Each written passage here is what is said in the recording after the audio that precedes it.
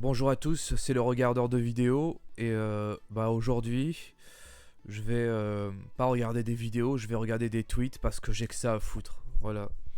Aujourd'hui je vais commencer par le premier hashtag qui apparaît, c'est marche lesbienne. Euh,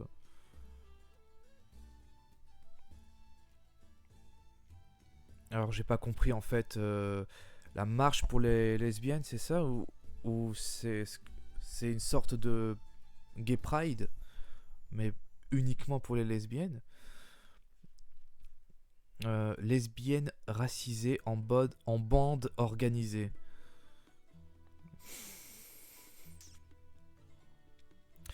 Ça fait penser. Oui, parce que ça me fait sourire parce que ça fait un peu, vous voyez, les criminels en bande organisée. Euh,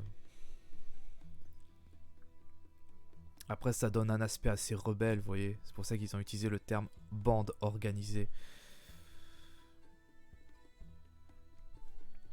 Je regarde simplement si vous arrivez à avoir tous les tweets correctement.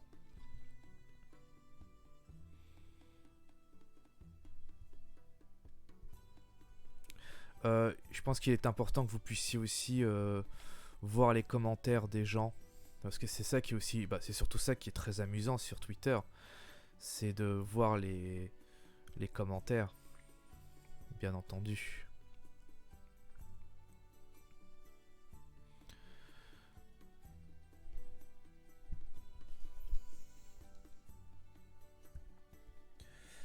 Impressionnant. J'espère la banderole d'à côté c'est marqué Zumba Kafu au moins. J'ai pas compris. J'ai pas la ref. Smanawak qui dit c'est dingue comment je ressens un malaise énorme à travers la photo. Naes qui répond t'es pas le seul. Bah, c'est vrai que lesbienne, ça passe, mais lesbienne racisée, vous savez, moi j'ai toujours un problème avec ce terme de racisé. Je sais pas, ça fait. C'est vraiment le gros problème des antiracistes de faire du racisme, soi-disant pour combattre le racisme. Ça n'a aucun sens. Toujours rappeler et rappeler sans arrêt les individus en fonction de leur race, de le réduire à ça constamment.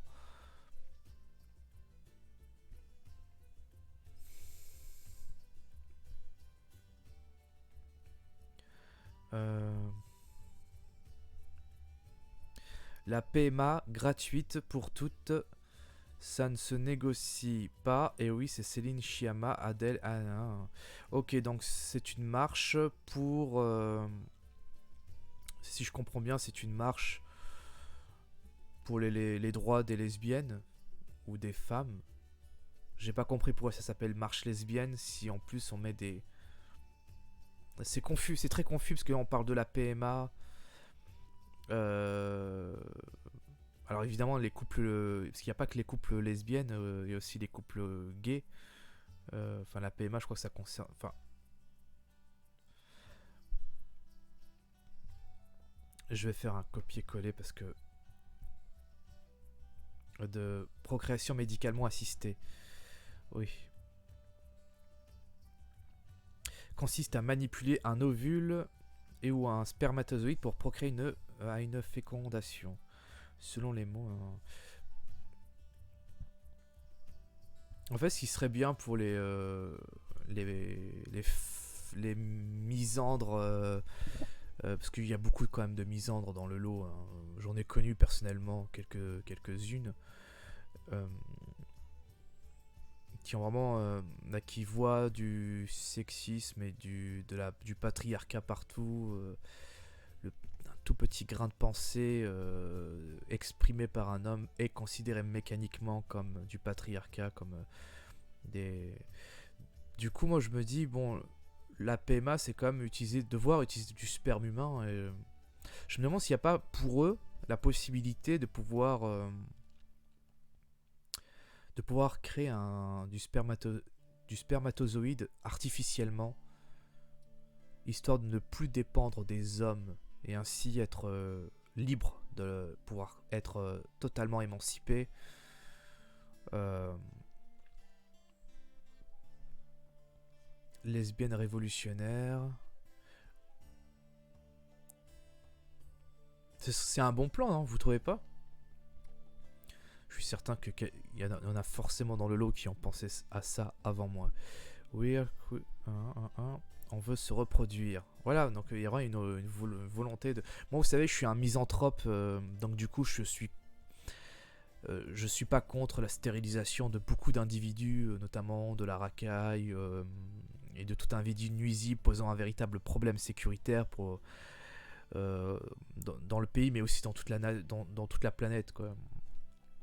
Quand on voit un petit peu l'état de certaines régions du monde, on a envie de se dire, bon, peut-être que la meilleure solution, ce serait de pouvoir stériliser ces gens, afin de ne pas reproduire justement les mêmes erreurs, vu qu'ils sont condamnés à les reproduire tellement ils sont stupides, quoi. Donc, moi, quand je vois, on veut se reproduire, moi, mon côté misanthrope ça me fait quelque chose.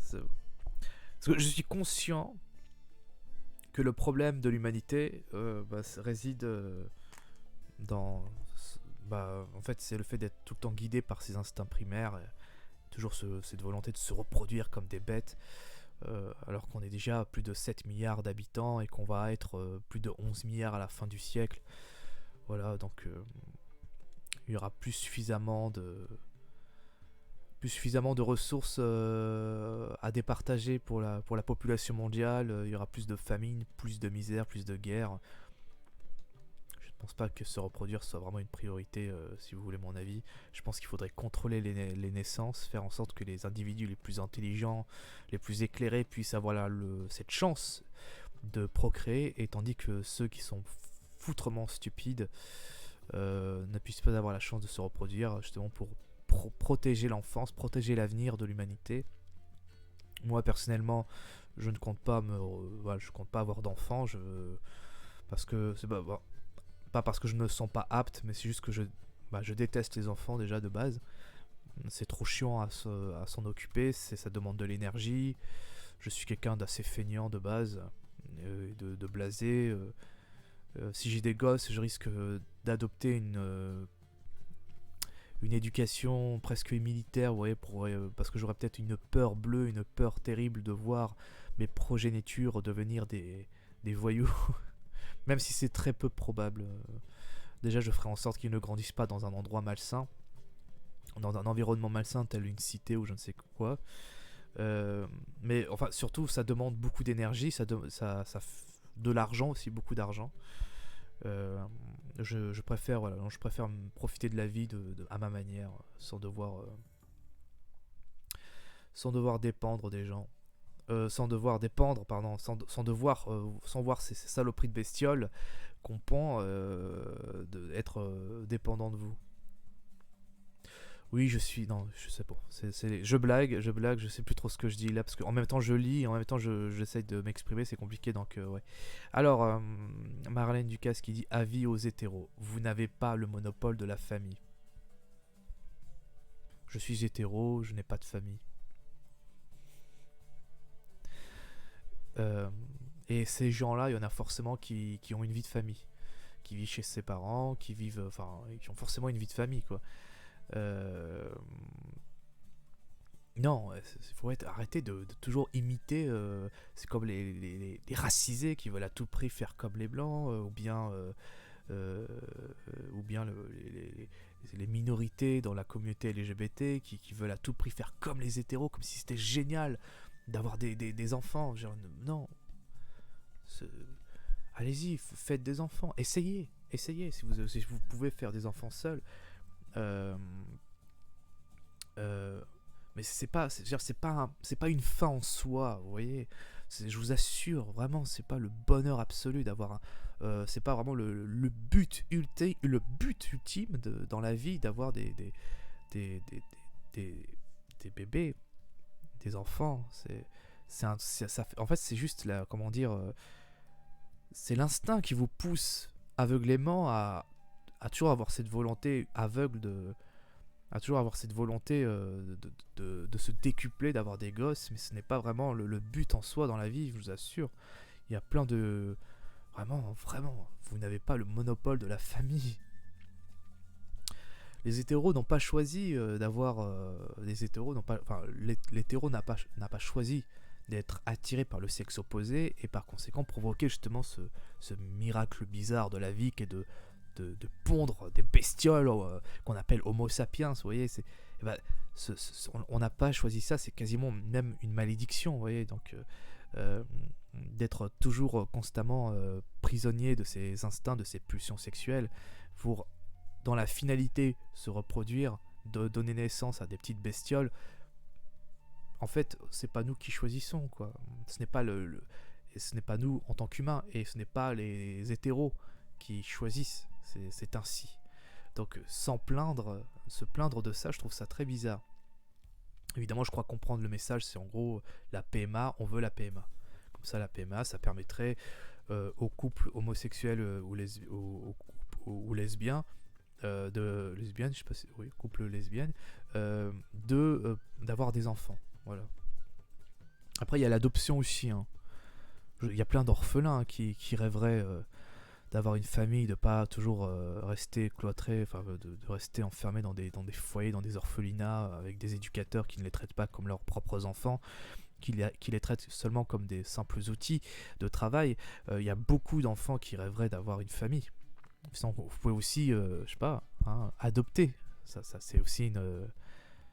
Pourquoi à tout prix vouloir pondre? Je sais pas. Il y a déjà des enfants à disposition qui demandent qu'une chose, c'est d'être aimés, de recevoir de l'amour de la part d'une famille qui serait prête à les accueillir. Mais ça, évidemment, ce n'est pas trop le sens des priorités, tout ça. C'est maintenant. Alors oui, donc c'était aujourd'hui ça, cette manif. C'était aujourd'hui, d'accord. Oh, Alice Coffin. Oh, j'avais vu une vidéo d'elle où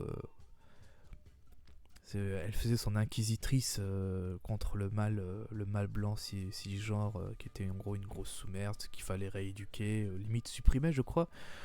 Moi, j'ai peur des gens comme ça. Attention, j'ai peur des gens qui ont ce genre de mentalité ces gens bourrés de haine. Moi personnellement, je n'ai pas de haine à l'égard de qui que ce soit. J'ai des ressentiments à l'égard des mauvaises personnes qui font souffrir autrui pour rien, notamment la racaille, les terroristes, tous ces gens, toutes ces créatures immondes qui tourmentent, qui tuent. Voilà, j'ai du mépris pour ces gens-là, mais je ne vais jamais mépriser des individus à cause de leur sexe, comme Alice Coffin qui exprime ouvertement un mépris, une haine profonde et viscérale à l'égard des hommes blancs. Voilà, même l'inverse, ça me choquerait personnellement, vous voyez. Même si un homme exprimerait une haine profonde et viscérale à l'égard de la gente féminine, moi ça me dégoûterait, ça me révolterait. Donc voilà, moi j'aime pas les gens, donc c'est pour ça que je dis qu'elle me fait peur. Oui, je suis obligé quand même de m'expliquer parce que il y a des gens qui peuvent parce que en fait, des fois, je dis des choses honnêtement, comme ça, spontanément, et parfois ça peut être mal interprété. Du coup, on a l'impression que ce que je dis, c'est raciste, sexiste et tout, alors qu'en fait, non. J'ai déjà été condamné à tort pour un truc que je n'ai pas fait. Je tiens pas à ce que ça se reproduise. En tête de cortège, on chante lesbienne unie contre l'islamophobie, lesbienne et musulmane, pas ton fantasme, Gwyn et noir contre la misogynie noire. Misogynoire, ça existe ça comme terme? Gwyn est asiatique, fière et récoltée. Récoltée? Bravo les lesbiennes. Waouh! C'est très particulier comme monde. Hein. C'est un monde très particulier.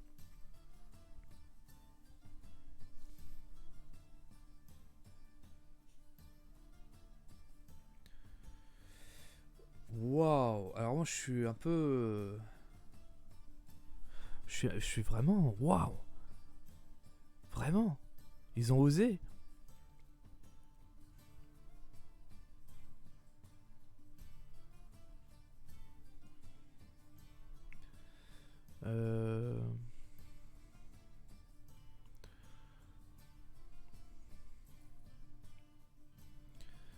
Je vais juste recadrer comme il faut.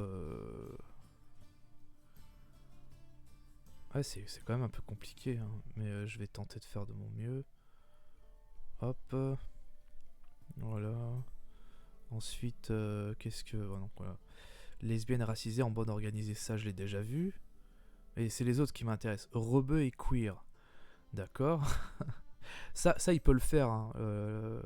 Il peut faire ça dans la rue, mais dans sa cité, il le fera pas. Il se ferait dégoumer euh, à mon gros regret, hein, à ma grande peine. Parce qu'évidemment, moi, au fond de moi, sincèrement, je m'en fous. Mais alors, sincèrement, complètement de tout ça. Euh, alors moi, j'ai toujours eu un problème pour les revendications politiques qui sont exprimées avec violence, véhémence. Mais j'ai strictement les gens qui sont queer, lesbiennes ou qu'importe, hétéro, ou tout ce que tu veux. Franchement, je m'en fous complètement. C'est incroyable. C'est révolté, non? Oui, désolé, c'est une coquille. Ah, d'accord, je me disais bien. Fier et récolté, donc en fait c'était révolté. Par contre, misogynoir, ça je connaissais pas du tout ce terme. Vraiment, ça me... Waouh. Euh... Ah ouais, quand même, hein, c'est dingue. Ensuite, marche lesbienne. Bon, franchement, là, je vais changer parce que ça me fait un peu chier, honnêtement. Parce que là, je... Franchement, attends, ça, par contre, c'est goldé, quand même. Hein. Misogynoir. Putain, waouh. Lesbienne et musulmane, pas tant fantasme, mais lesbienne unie contre l'islamophobie. Lesbienne unie contre l'islamophobie, c'est incroyable. Moi, je trouve ça fascinant. Est-ce qu'ils sont conscients que l'homosexualité est extrêmement... Enfin, c'est puni par l'islam, mais de manière... ils sont impitoyables là-dessus. Hein. Dans les pays comme en Arabie Saoudite, ça balance des homosexuels au sommet d'une falaise. Vous vous rendez compte? Il y a une véritable violence... il y a une homophobie extrêmement... Enfin, on a tendance à critiquer énormément le patriarcat occidental et tout, mais le patriarcat musulman dans les pays musulmans, mais c'est d'une violence hallucinante. Donc c'est pour ça que je trouve ça fascinant en fait de lire lesbienne unie contre l'islamophobie. Pour moi c'est un non-sens total. Enfin, honnêtement ce serait bien, hein, idéalement. Mais est-ce que voilà, est-ce qu'on verrait l'inverse, c'est-à-dire des musulmans unis contre l'homophobie? Non, vous ne verrez jamais ça. Vous ne verrez jamais. L'inverse est possible. Du coup, c'est ça qui est fascinant. Est-ce qu'ils le pensent sincèrement, honnêtement? J'ai un doute, personnellement. J'ai une certaine... en prenant en compte mon expérience personnelle, je peux dire sans crainte qu'il y a évidemment une très grande forme d'hypocrisie dans ces genres de mouvements antiracistes, antisexistes et compagnie. Il y a l'hypocrisie, il y a beaucoup d'hypocrisie. Beaucoup de gens ne pensent absolument pas ce qu'ils disent, ce qu'ils exigent. Beaucoup savent que c'est complètement parfois un petit peu... Ils le font parce que en fait leurs cerveaux justement sont complètement... ils sont comment pris dans un mouvement... on appelle ça l'effet de masse, l'effet de... Du coup, comment dire, quand t'es pris dedans, tu ne fais quasiment plus attention, tu ne prends plus du recul, tu n'arrives plus à prendre du recul, et tu te contentes d'absorber tout ce que vont dire cette masse, toute l'idéologie qui domine dans ce mouvement. Tu vas tout prendre, tout absorber dans ton petit crâne, et comme ton esprit critique ne sera pas trop travaillé, parce que justement tout le monde fera le travail à ta place, tu vas adopter des champs lexicaux, un champ lexical sans à aucun moment prendre du recul et te dire attends mais c'est absurde, attends c'est peut-être excessif ou pas. Enfin, c'est comme bref, c'est ce genre de choses qu'on voit dans ce genre de mouvement, mais c'est le genre de choses qu'on trouve partout ailleurs en fait. Ça s'appelle le sectarisme, le sectarisme politique idéologique qui malheureusement est présent partout. Moi, par exemple, c'est pour ça que je suis apolitique. Parce que je suis conscient du piège dans lequel je pourrais me trouver moi-même si je rentrais d'un seul coup dans un mouvement. De toute façon, j'ai toujours eu un problème avec. Comment on appelle ça les.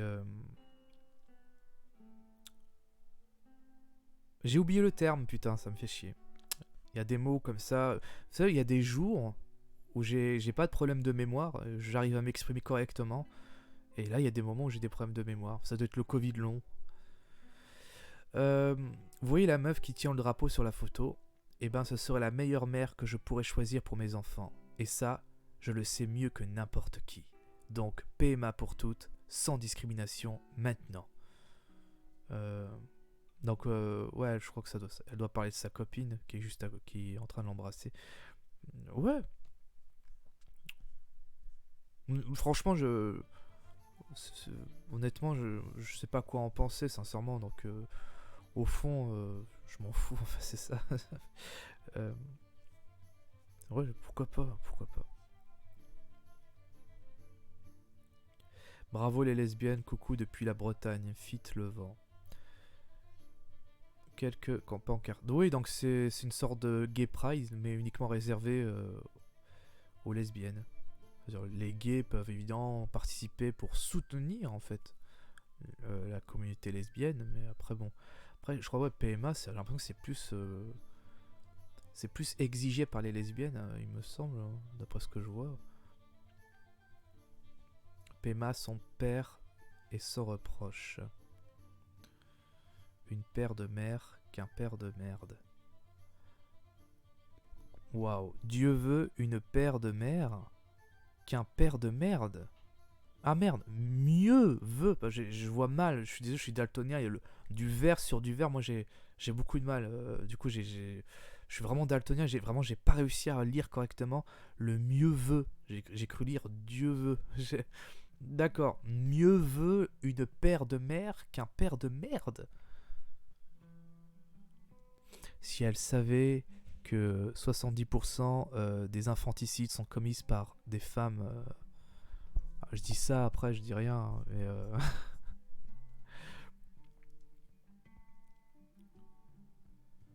franchement, il y a des pancartes, je trouve abusées quand même. Sincèrement, je trouve parfois qu'il y a il y a des pancartes, c'est vraiment abusé. Non, ça, je vais le conserver, c'est goldé quand même. Hein. Quelques pancartes, hein, ok. Un jour, mon prince, donc on part, la PMA viendra.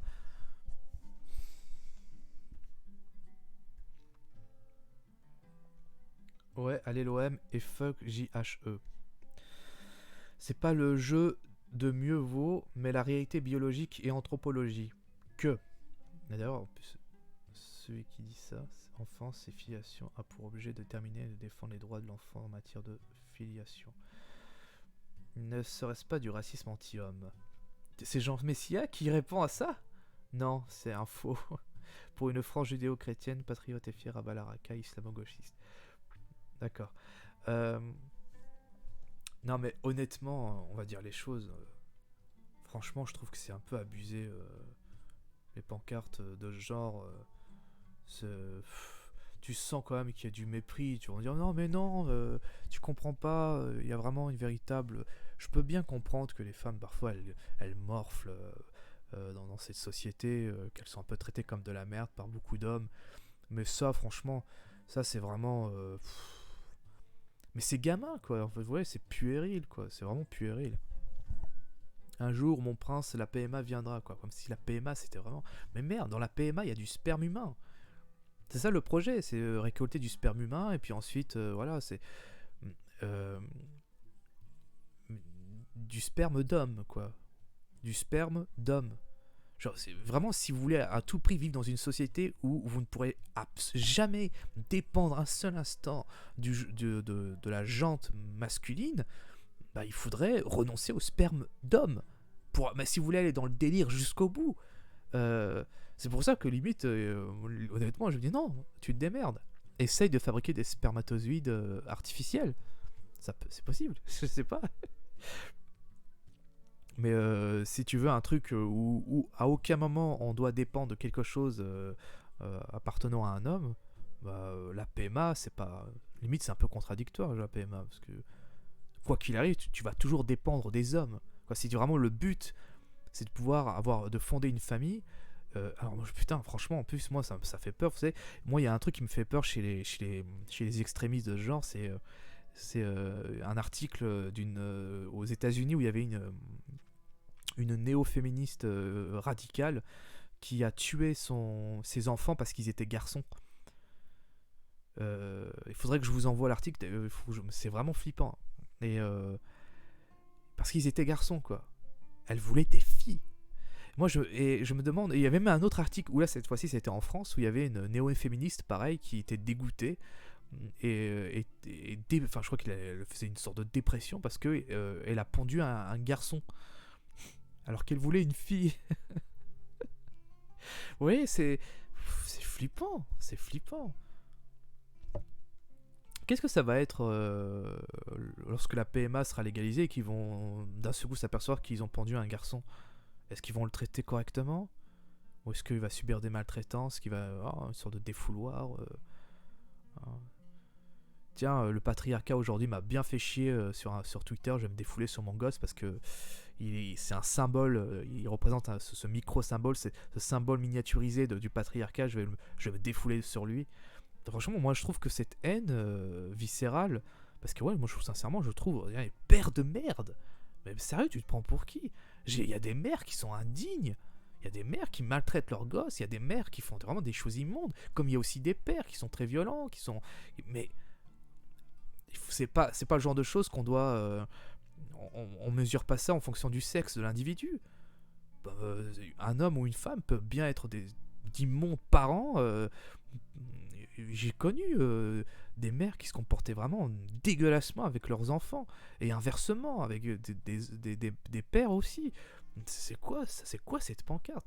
Vous imaginez, moi, si j'écrivais mieux vaut une paire de couilles de père qu'une mère de merde? Mais bordel. Mais on m'enverrait sur la place publique et on m'écartelerait devant tout le monde avec des chevaux attachés à des chevaux. Enfin, on verrait au bûcher ou je ne sais quoi. C'est incroyable. C'est incroyable. Sincèrement, moi, je trouve ça flippant. PMA sans père et sans reproche. Mais si, quoi qu'il arrive, il y a un père derrière.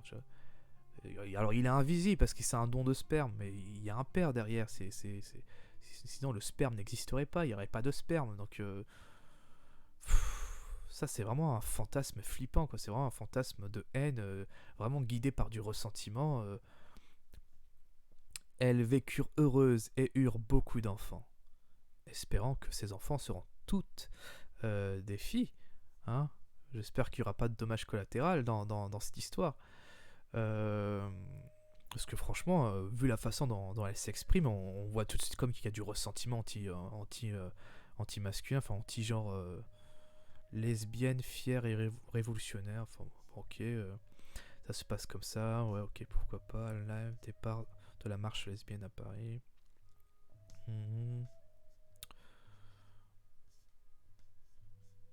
Je suis triste de ne pas pouvoir aller à la marche lesbienne aujourd'hui. J'aurais tellement aimé pouvoir marcher et gueuler des slogans avec mes sœurs. Vous m'enverrez des photos que j'ai l'impression d'être un peu avec vous depuis. Pour moi, franchement, ce genre de mouvement... je sais qu'il y a beaucoup de lesbiennes et de gays, d'homosexuels qui sont à des années-lumière de tout ça, qui en ont rien à foutre de ces mouvements qui revendiquent tout et n'importe quoi pour soi-disant l'égalité, alors que au fond, attends, il y a un truc. Chaque baiser lesbienne est une révolution. Vraiment. C'est vraiment, vous voyez, il y a une sorte d'exagération. Vous devriez plutôt vous battre contre l'homophobie, c'est-à-dire la violence à l'égard des personnes qui ont, voilà, des personnes qui sont homosexuelles ou lesbiennes qui se font agresser dans la rue par d'immondes connards qui sont incapables de faire preuve de respect, parce que voilà, voir deux femmes ou deux hommes s'embrasser, pour eux c'est une abomination. Du coup, ils expriment cela par de la violence brute. Vous devriez vraiment manifester pour ça, parce qu'il y en a beaucoup des trucs comme ça, je peux vous l'assurer. Des événements comme ça, il y en a énormément, au point que maintenant, beaucoup, genre même, dans plein d'endroits, limite, il y a des couples homosexuels, lesbiennes qui se cachent pour exprimer leur amour entre eux. Ils sont obligés de se cacher, quoi. Ils ne font pas ça en public. Mais là, sur le coup, je n'arrive pas à saisir quoi, vraiment les revendications. C'est vraiment, j'ai l'impression que c'est que la PMA, il me semble. Donc c'est uniquement la PMA. Franchement, sens des priorités, hein. C'est vraiment nécessaire, c'est aussi si c'est nécessaire que ça quand même de vouloir pondre des gosses à tout prix.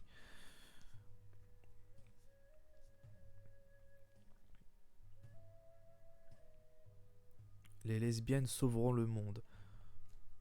Les lesbiennes sauveront le monde. Vous voyez, c'est des trucs qui un peu, je trouve ça, on sait pas trop si c'est une blague, ou si s'ils sont vraiment sérieux. Les lesbiennes sauveront le monde. Pourquoi pas? Mettons les lesbiennes au pouvoir. Alors ça, c'est incroyable, ça. Musulmane et lesbienne, pas ton fantasme, pas ta beurette. What? Attends, elle porte le foulard.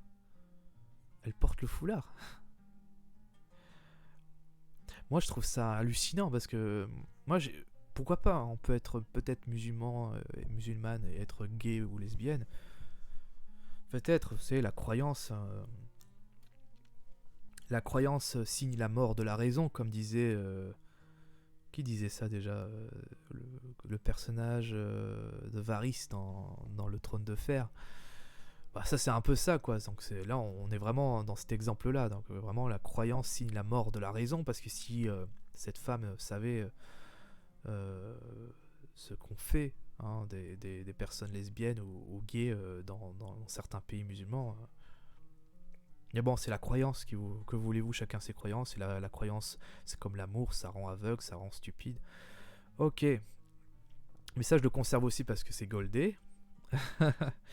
Alors, des nazillons lyonnais venus lancer des projectiles sur une marche lesbienne que ces garçons ont peur. Par contre, ça, vous voyez, ça, je déteste ça. Alors, qu'on laisse s'exprimer, il n'y a pas de souci. Laisser les gens s'exprimer, manifester ce qu'ils veulent, même si c'est absurde. Et si c'est absurde, on est là pour rire. On est là pour... voilà. Bon, moi, je trouve ça distrayant d'un côté. En même temps, je trouve ça flippant. Il y a plein de sentiments qui se mélangent chez moi quand je vois tout ça. Pour moi, par exemple, quand je vois cette pancarte musulmane et lesbienne, pas ton fantasme, pas ta beurette, il y a quelque chose il y a des choses, il y a une confusion comme ça chez moi. C'est comme apercevoir, je sais pas, c'est la 4e dimension, quoi. C'est incroyable. C'est incroyable. Waouh. Mais pas de violence. Pas de violence. Vous pouvez être contre l'idée que des gens puissent exprimer leur haine à l'égard des hommes hétéros, cis, blancs, tout ce que tu veux. Mais arrête, non, pas de violence. Vraiment pas de violence. Alors, des images de la première marche lesbienne et beaucoup d'entre à découvrir.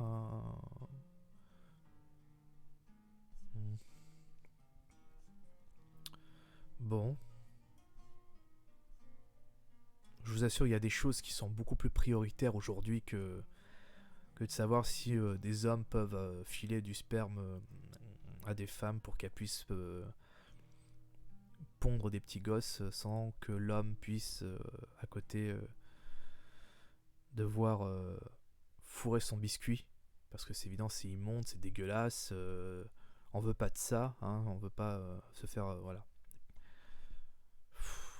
Ouais, c'est confus, hein, c'est très confus, c'est très...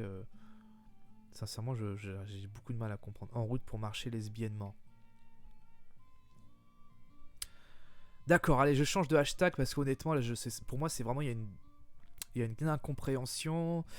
J'arrive pas à saisir. En même temps, je saisis un petit peu leurs revendications, mais en même temps, la façon dont ils le font, avec les pancartes que je lis, il y a une confusion, je sais pas trop. Ça parle respect de la lesbienne musulmane, et un coup ça parle du fait de traiter le, le, le papa comme enfin l'homme comme une grosse merde, indigne de s'occuper d'un enfant. Et enfin après il parle de lesbiennes qui sauveront le monde. Enfin ouais, vraiment je comprends plus rien. Alors je vais Galtier. Qu'est-ce qui se passe avec Galtier? Bon, je m'en fous honnêtement, le foot, je regarde uniquement les grandes compétitions comme la Ligue des Champions ou bien la Coupe du Monde ou la Coupe d'Europe, mais la Ligue 1, je vous assure, ça me fait chier. Honnêtement, je m'emmerde devant la Ligue 1, donc ça m'intéresse pas. Révolution. 25 avril 1974, révolution des œillets au Portugal, histoire à dérouler. Ok. Journée à la libération du fascisme en Italie. Alors que le fascisme guette en France et partout en Europe, que ce double anniversaire nous donne la hardiesse de lutter, l'espoir de vaincre. C'est vrai que au Portugal, c'était la fin de la révolution. C'est marrant parce que le Portugal et l'Espagne, ils ont mis fin à la dictature presque en même temps. Parce qu'en 74, il y avait Franco qui est décédé, je crois presque à la même période. C'est assez marrant de voir que l'Espagne et le Portugal, ils sont presque, ils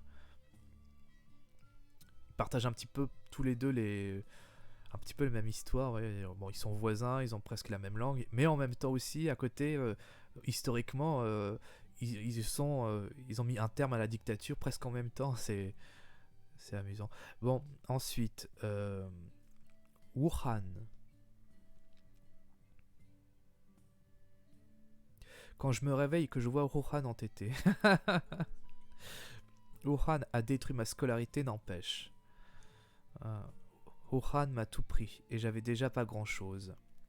Wuhan nous a volé nos vies, n'empêche. Ok, c'est toujours la même blague. À 45 ans, quand la pandémie sera enfin finie et que je pourrai enfin profiter de ma jeunesse. Wuhan, putain. Je ne regarde pas les vidéos. 18-25, tu te dis que c'est l'âge de la jeunesse, c'est là que tu profites le max, etc. Ma MDR, jeunesse volée par Wuhan, on profite de rien du tout.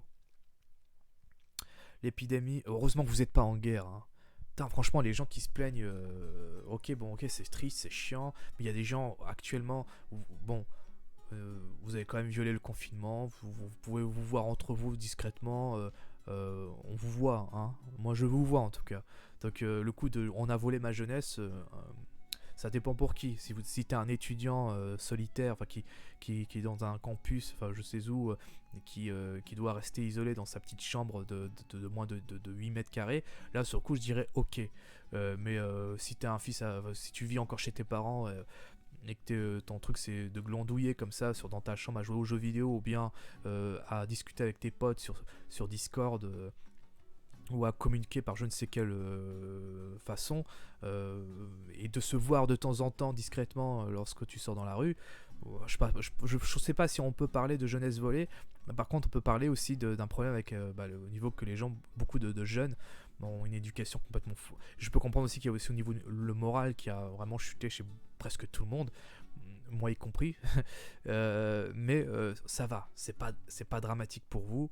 Il y a des gens, notamment ceux qui bossent dans la restauration, qui sont ou bien ceux qui bossent dans plein de domaines, qui sont en train de perdre leur emploi dans les usines et tout ça, qui peuvent pas aller bosser et qui sont obligés de rester chez eux, qui sont en chômage partiel et qui ils savent à la fin qu'ils vont être virés définitivement parce que la boîte aura perdu beaucoup d'argent et ils seront obligés de licencier.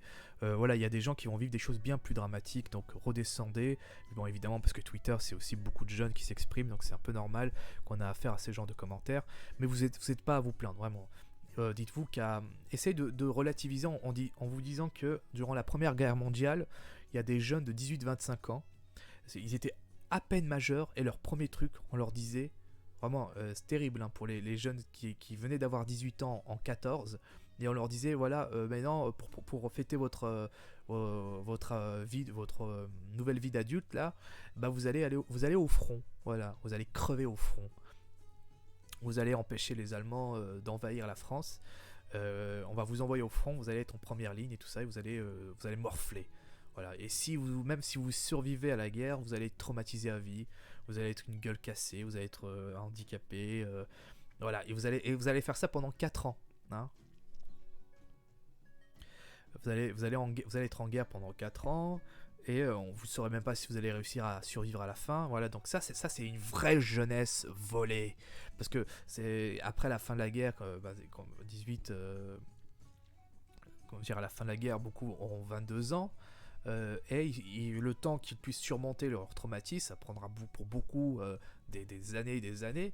Donc voilà, vous n'êtes pas en guerre, hein, quoi. On n'est pas en guerre, donc il n'y a pas autant, il n'y a pas un sacrifice encore. Enfin, ça va.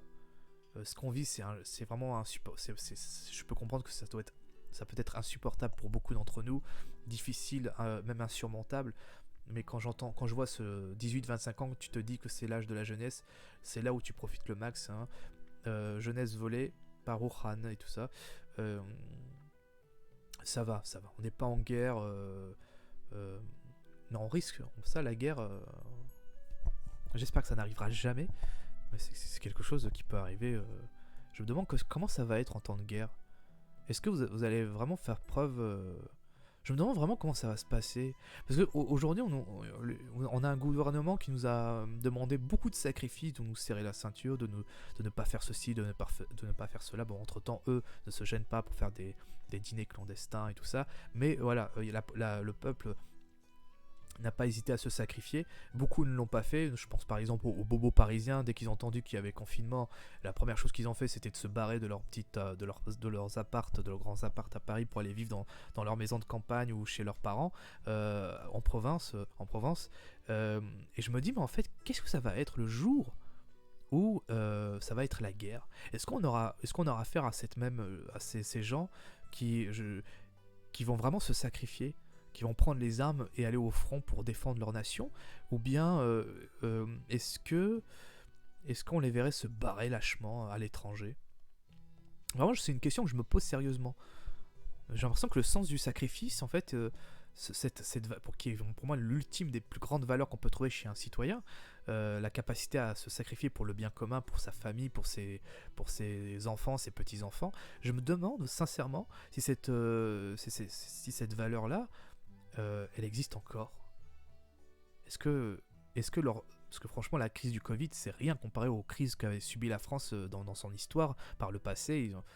Mais je me demande vraiment qu'est-ce que ça va être le jour où il y aura une vraie crise, notamment une guerre. Je me demande vraiment si les gens vont vraiment vont vraiment avoir un véritable sens du sacrifice et réellement prendre les armes pour aller sur le front et défendre ce qui leur est cher, ou bien est-ce qu'on les verrait se barrer lâchement à l'étranger vraiment, et laisser donc le reste de la population du pays se faire bouffer par je ne sais quel ennemi étranger. Vraiment, c'est vraiment une question que je me pose. Et ça me fait peur, sincèrement. Bon, bref, allez. Ça pleurniche, moi j'aime pas trop ça. Sarah Halimi. C'est terrible ce qui s'est passé avec Sarah Halimi. Sarah Halimi est morte dans des conditions atroces parce que juive. N'oublions pas son visage, son histoire tragique, son souvenir restera jamais gravé dans nos mémoires, mes pensées émues à ses proches.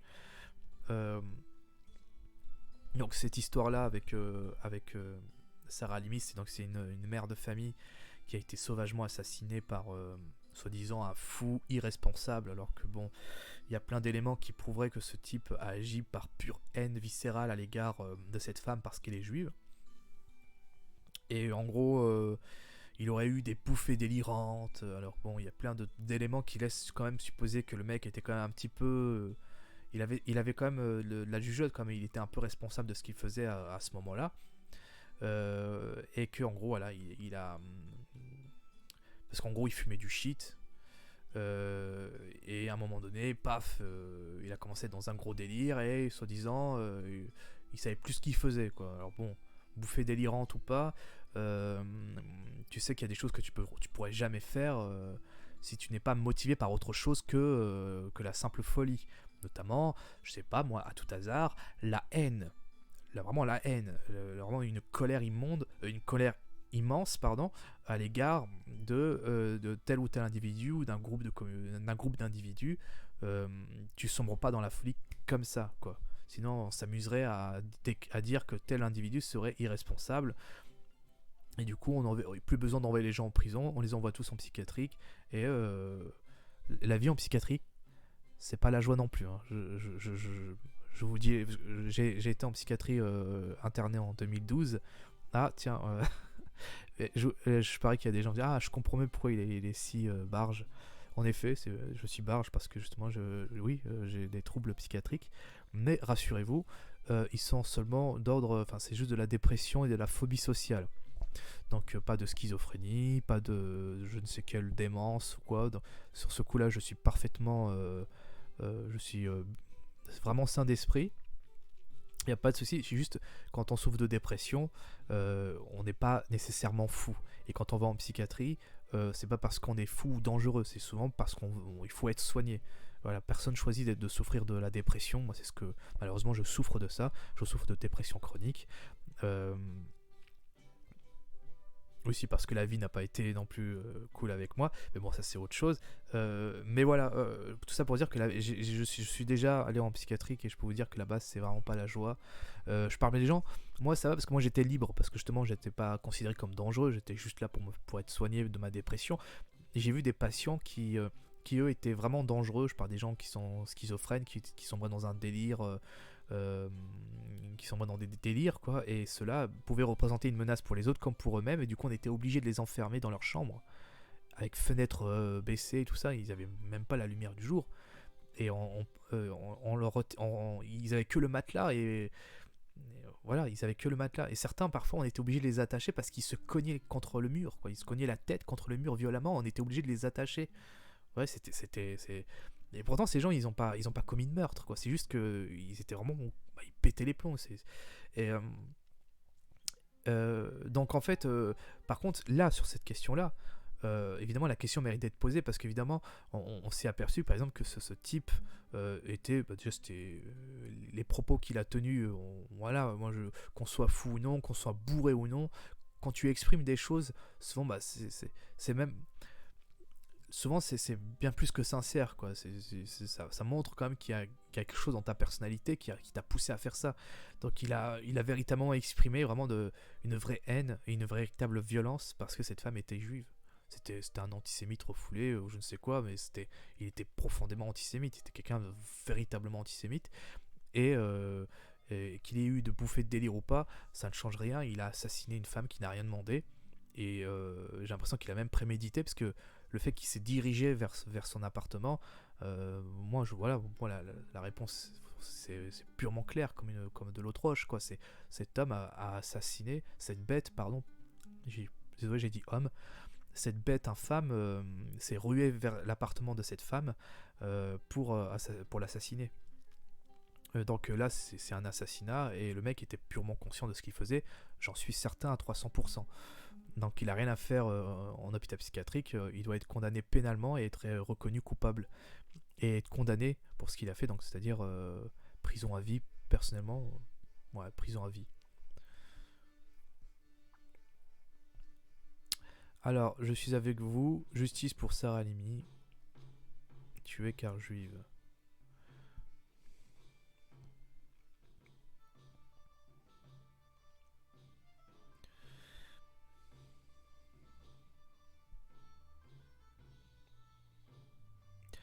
La justice aura-t-elle fumé un joint ? Oui. Je vous assure, j'ai été condamné à tort pour un truc que je n'ai pas fait. Parce que les pièces à conviction qui étaient à mon encontre étaient totalement faussées, biaisées.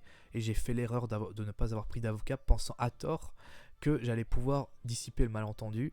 Et malheureusement, c'est même pas que j'ai pas pris un avocat pour ça. C'est qu'en fait, la police judiciaire m'avait manipulé, comme c'était la première fois que j'avais eu affaire à la justice, à la police, pardon. Ils m'ont manipulé pour pas que je prenne un avocat, et ça m'a coûté très cher. Alors que si j'avais pris un avocat, j'aurais pu être innocenté pour le délit qu'on m'a accusé. Et malheureusement, j'ai été condamné à tort, alors que j'avais des preuves. Et maintenant, aujourd'hui, ils savent que je suis innocent. Mais c'est trop tard parce que j'ai été condamné et que j'ai pas fait appel parce que je savais pas qu'on pouvait faire appel. Et quand j'ai su qu'on pouvait faire appel, les 10 jours s'étaient écoulés. Donc la justice, en fait, c'est vrai qu'elle est complètement, enfin, elle est dysfonctionnelle, mais totalement dysfonctionnelle. C'est-à-dire qu'on condamne des innocents pour des délits ou des crimes qu'ils n'ont pas commis. Vérifiez par exemple, allez sur Google et tapez Loïc Séché. Hein, vous allez être, c'est très effrayant ce qui lui est arrivé à ce pauvre homme qui a été condamné à tort pour viol sur mineur, parce que pour les simples critères, c'était, enfin, parce qu'il était gay, solitaire, dépressif. Voilà. Et on l'a condamné pour ça. Parce que c'était le seul suspect dans le village. Et que c'était le coupable idéal. Il était condamné avant d'être jugé.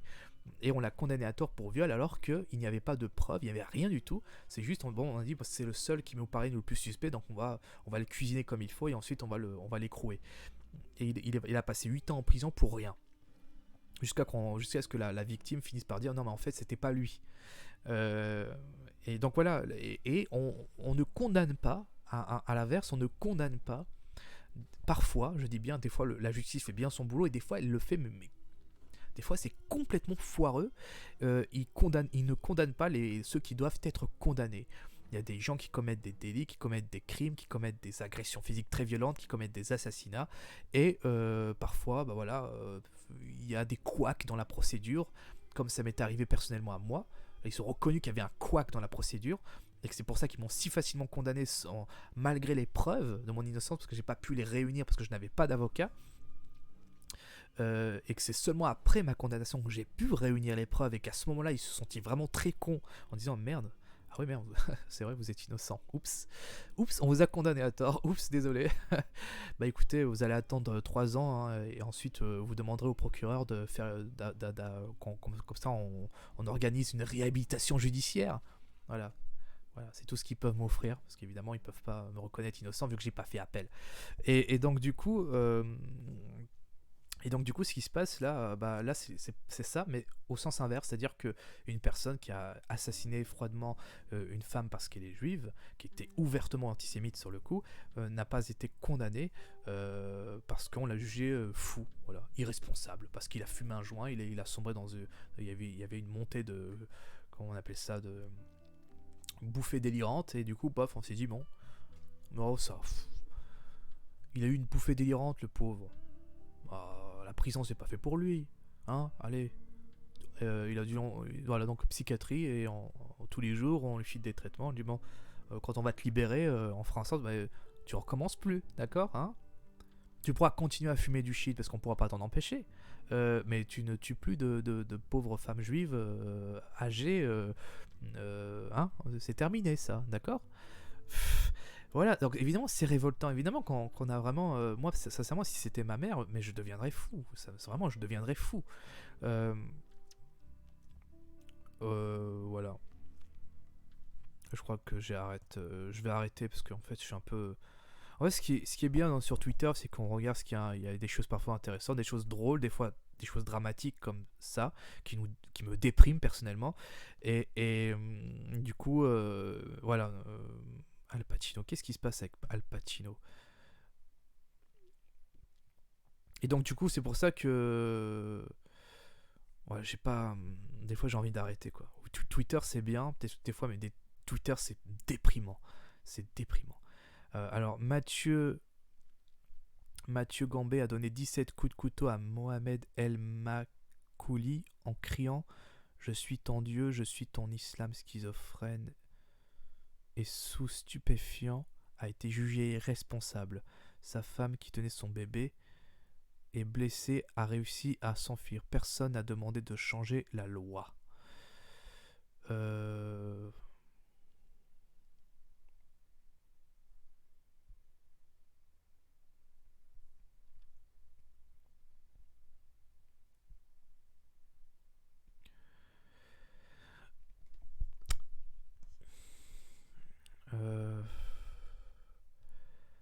C'est très compliqué. Hein.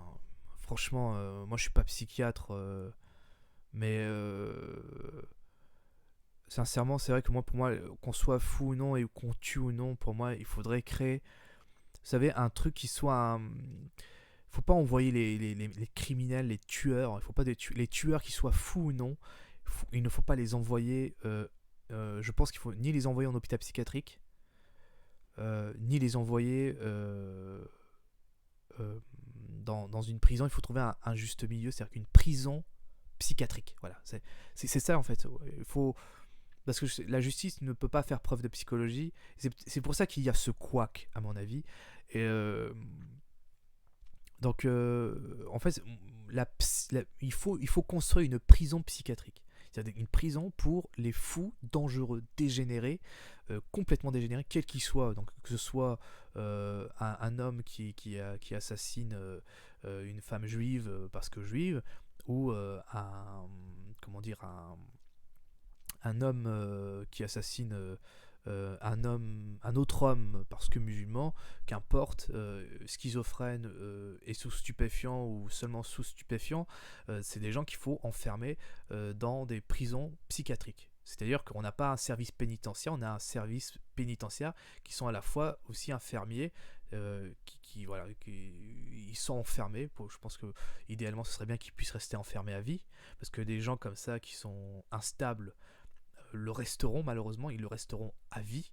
Vous aurez beau le foutre de bourré vous aurez beau les bourrer de cachets, ils continueront malheureusement à être dangereux et instables pour tout le monde.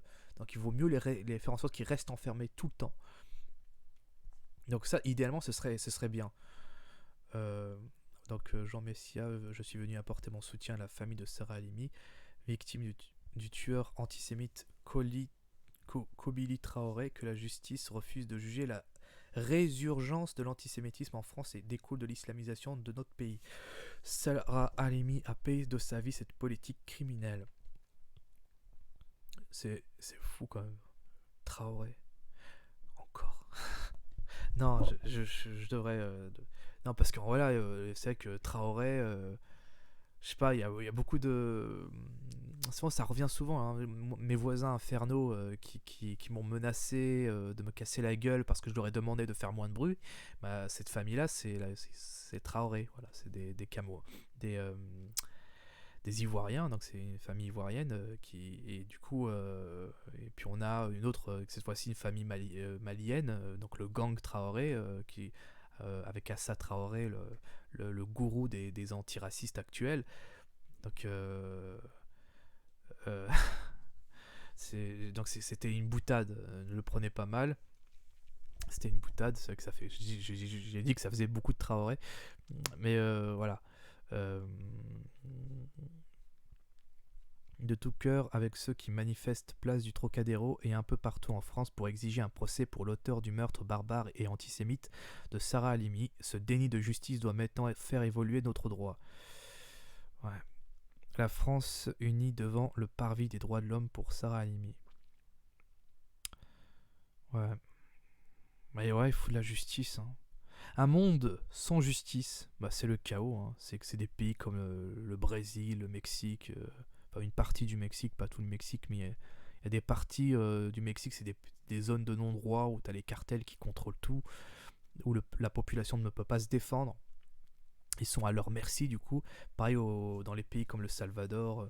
C'est parce qu'il n'y a pas de justice dans ces endroits. Et moi, ce que je crains, c'est que s'il n'y a pas de justice pour le peuple, quand il subira des préjudices, des crimes, des délits, des crimes graves comme ce qui s'est passé avec Sarah Halimi, bah, un jour, la population finira par se faire justice eux-mêmes. C'est un truc, c'est comment dire, c'est déjà arrivé dans l'histoire de la France.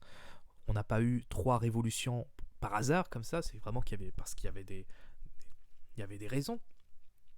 Et là, en fait, je crains que les possibilités pour qu'il y ait une 4e révolution dans l'histoire de France, ça pourrait se produire facilement, quoi. Il y a tout, en fait. Et si on réunit tous les problèmes qu'il y a dans le pays, c'est quelque chose qui pourrait très facilement arriver, sans problème. Et c'est pour ça que c'est pour ça que les politiciens doivent réagir, quoi, urgemment. Mais ils le feront pas parce qu'il y a pas de courage politique, parce qu'il y a Même au niveau de la justice, hein, parce que la justice a un grand pouvoir, hein, on n'imagine pas, mais ils avaient le pouvoir de changer les choses et ils ne l'ont pas fait parce que voilà, il y a eu un couac. Peut-être qu'ils s'en prennent pas conscience, ou peut-être eux-mêmes, je sais pas. Mais là, clairement non. Clairement non. Ça c'est pas possible quoi. Parce que t'as fumé un joint, le mec déjà limite bouffé de délire ou non. S'il est conscient que fumer un joint, ça va le faire délirer et le pousser à commettre des trucs répréhensibles, bah il est complètement responsable. Et sur le coup, limite, on va pas le, comment dire, qu'il a eu, peut-être que c'est genre le bouffée délirant, la bouffée délirante, euh, c'est de sa faute. C'est pas lui qui a provoqué la bouffée délirante directement, mais il l'a provoqué indirectement en fumant du shit. Donc il est responsable. Il est responsable de ce qu'il a fait. Il est responsable voilà. Même moi, si vous vous rendez compte, si moi de mon côté je fumais des drogues, je prenais des drogues, et d'un seul coup je suis dans un délire total et je me mets à tuer des gens autour de moi. Et là je dis ouais, mais j'étais dans une sorte de bouffée délirante, je sais plus ce que je faisais. Mon discernement était complètement annihilé par les substances que je prenais. Ok, bah irresponsable, psychiatrique. Allez, oust. Non, ça marche pas comme ça. Non, ça doit pas marcher comme ça. Vous voyez, ça ne doit pas. Et ben là, on voit que ça a quand même marché, vous voyez, pour ce Traoré, ça a quand même marché, vous voyez. C'est le mec, je sais pas comment il s'est débrouillé, je sais pas comment il s'est débrouillé avec son avocat, mais pour lui, voilà, pas de prison. Pas de prison. Et pour moi, sincèrement, les gens qui sont vraiment dangereux et qui représentent une véritable menace pour le pays, instable ou non, fou ou non, pour moi, c'est comme les chiens enragés, vous voyez. Qu'est-ce qu'on fait d'un chien enragé? On le pique. C'est triste à le dire. Ça pourrait être mon chien. Moi, franchement, j'ai un chien et s'il est enragé et qu'on peut pas le soigner, bah, je le pique. On va chez le veto et le vétérinaire le pique et je serai ravagé, sincèrement, parce que moi, je l'aime beaucoup, mon chien. Et je me dis qu'en fait, euh, pour les humains, ça doit être la même chose. T'as des humains complètement enragés comme ce Traoré, qu'est-ce qu'on fait? Il vient de tuer une femme innocente, qu'est-ce qu'on fait? On peut pas le laisser en liberté, on peut pas, il est trop dangereux, il est trop instable, qu'est-ce qu'on fait? Bah moi j'ai la solution, on le pique. On le pique pas par haine ou quoi, non, c'est juste pour le bien de tous, même pour son propre bien à lui. Tu peux pas vivre parmi nous parce que tu es trop dangereux, tu es une menace, tu es instable. On va te piquer. Accepte-le. Voilà.